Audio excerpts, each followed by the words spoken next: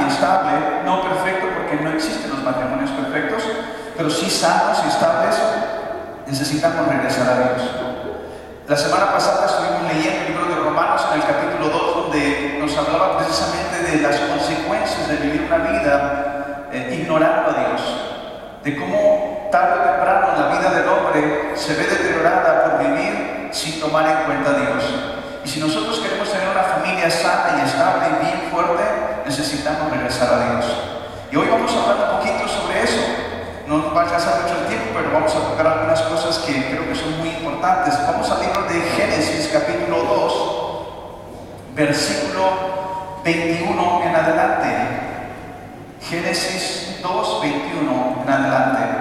Para aquellos que estamos llevando nuestra lectura diaria de tiempo con Dios, esta semana ha sido una semana muy bonita porque está hablando precisamente de la familia y cómo en el caso de ayer veíamos a Noé, un hombre que edificó un arca y da la estadística ahí más o menos de los años que le llevó a hacerlo, 120 años.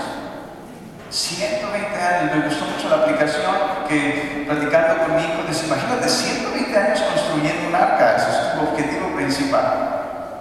120 años construyendo una arca en un lugar donde nunca había llovido, con la fe y la confianza de que Dios lo estaba guiando en él, enfrentando burlas, críticas y juicio de la gente que lo rodeaba por construir un arca en un lugar donde nunca había llovido.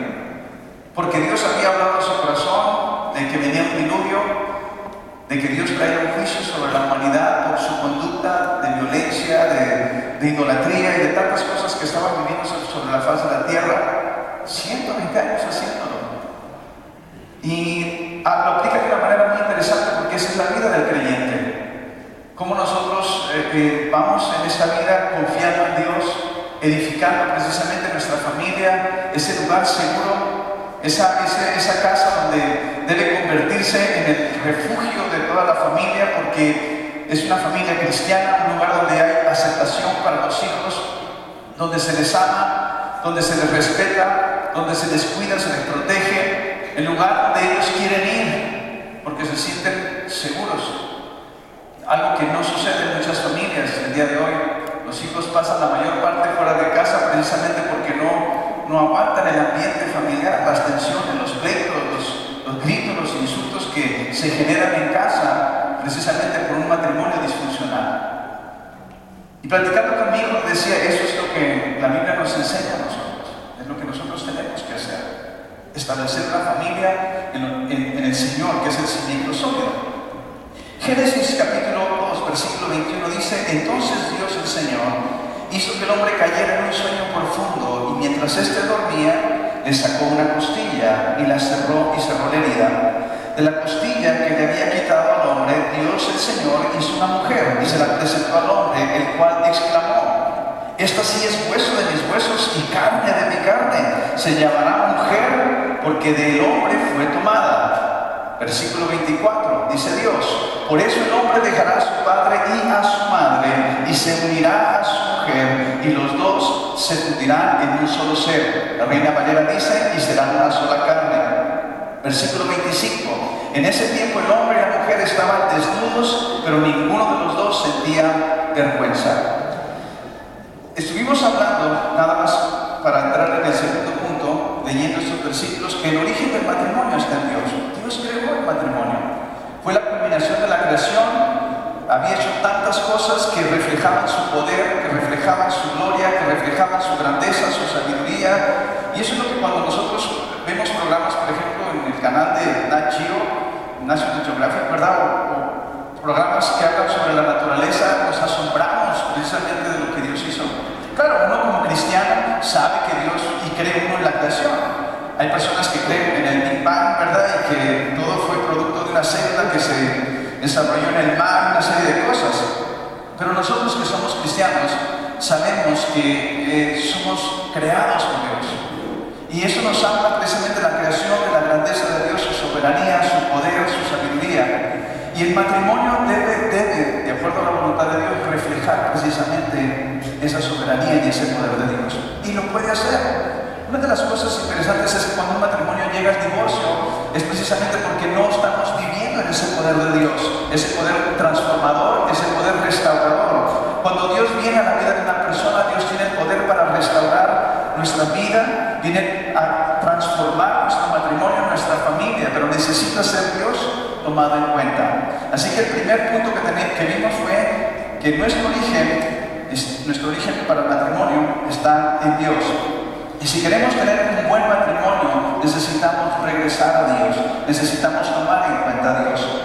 Hoy vamos a hablar 4 cosas importantes para preservar ese pacto matrimonial. Hablamos que un pacto es un acuerdo entre 2 personas que es una relación duradera y profunda. El matrimonio no es un contrato donde nosotros entramos a ver si nos conviene o no nos conviene. Es una decisión, es un compromiso que asumimos con una persona de pasar toda nuestra vida a su lado hasta el último día de nuestra vida. Es entendiendo que es hasta que la muerte nos separe. Y es importante que nuestros jóvenes lo entiendan eso. Es importante que nuestros hijos lo comprendan y lo abracen con todo su corazón. Es algo que mi esposa y yo hemos enseñado a nuestros 3 hijos desde que están chiquitos. Siempre hemos hablado de eso, que el matrimonio es una sola vez en la vida y hay que orar a Dios, hay que buscar la persona idónea que Dios tiene preparado para nosotros, pero sobre todo que sea un hombre, en el caso de mis hijos, pues una mujer que ame profundamente a Dios, una mujer que respete a Dios, que crea lo mismo que ellos creen también. Entonces, de estos versículos que leímos ahorita, de cómo Dios crea a la mujer, la trae al hombre, vamos a encontrar 4 cosas que nos pueden ayudar a preservar nuestro pacto matrimonial. Primero de ellos dice en Génesis 2, leímos ahorita, el hombre dejará a su padre y a su madre. Este es un mandamiento que Dios da. Cuando vio Adán a Eva, dijo, esto es hueso de mis huesos, carne de mi carne, se va a llamar mujer porque del hombre fue tomada. Inmediatamente después, Dios declara una verdad, un principio que nos ayuda a tener un buen matrimonio. El hombre dejará a su padre y a su madre. Y esto nos habla de separación. Separación de nuestros padres. Y esto no quiere decir que vamos a ser respetuosos con papá y con mamá. Esto habla de una independencia. El hombre debe dejar a sus padres para unirse a su mujer y formar una nueva familia. Esto nos habla de independencia emocional, física, espiritual y sobre todo económica. El día de hoy, por ejemplo, tiene un caso en España, curiosamente, los jóvenes no se casan, casi no se casan.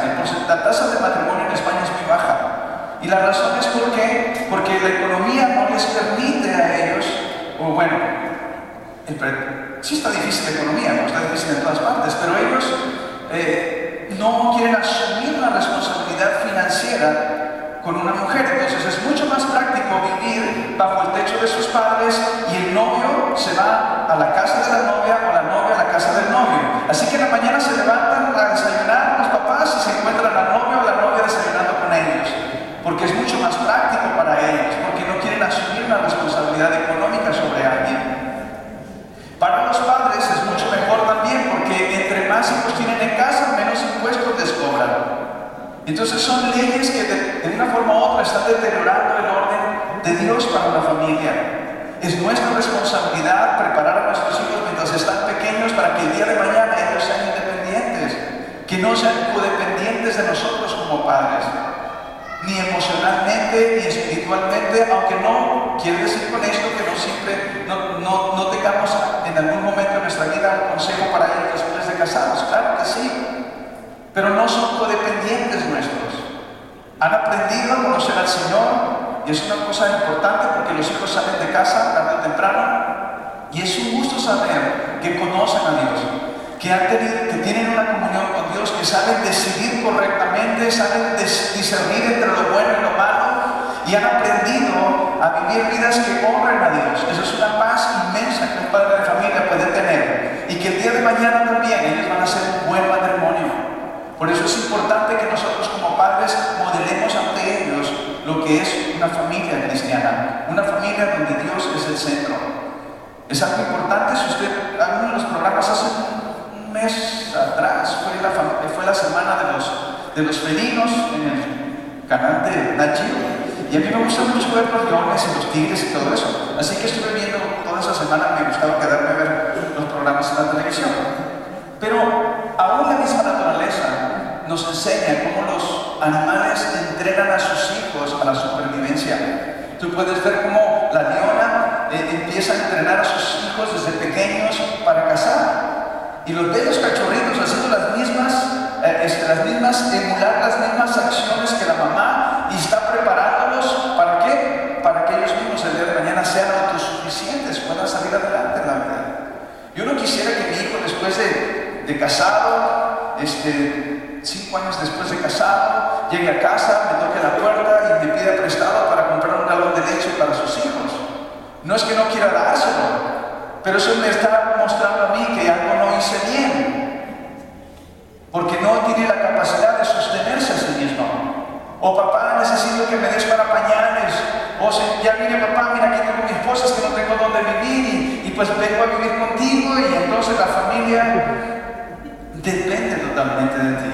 No puede haber dos cabezas en un mismo hogar. Tarde o temprano, si el hijo viene y se refugia bajo la cobertura de sus padres nuevamente, ya con su esposa y sus hijos, entonces va a funcionar en su contra. Su autoridad como esposo, como padre de familia, se va a ver destruido, porque no puede haber dos cabezas en un mismo techo.